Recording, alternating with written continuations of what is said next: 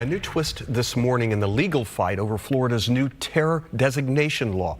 State officials are pausing their plan to designate CAIR and other groups as terrorist organizations. This comes after a federal lawsuit challenged the law and the way the state planned to use it. Our Matthew McClellan is live in Tampa on this morning. And Matt, this is a procedural pause, not a final decision, right?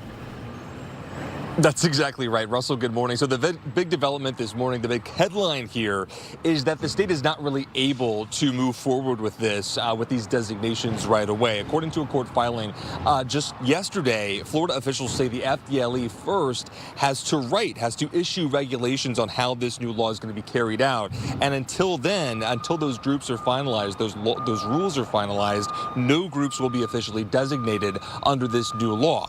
Now, Governor DeSantis announced this on July 1st that Florida intended to use new state laws, including House Bill 1471, to move toward designating several groups as terrorist organizations. Those groups including the Council for American Islamic Relations, or CAIR, along with the Muslim Brotherhood, Antifa, and more than 90 federally designated foreign terrorist organizations, including cartels. The law could block state and local support, plus taxpayer funding and contracts to designated groups. It also carries potential criminal penalties for people who knowingly provide material support. CAIR filed suit, so did its Florida chapter. They argue the law violates constitutional protections and could be used to target speech and civil rights advocacy. This is an effort to silence dissent. And people should know that Sharia is actually such a small part of this now law, right? The language of the law is such a minuscule part that even addresses Sharia. And if you have a local government that's getting state funds and they're in league with CAIR on some initiative, they will lose that state funding. If you have a school that's in league with CAIR, they will become ineligible for those scholarship funds.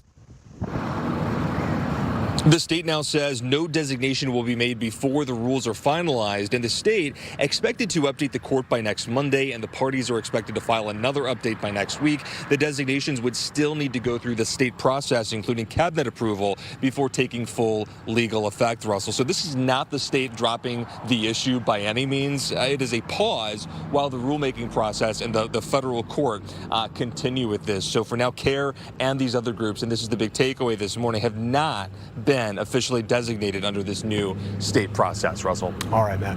Thank you.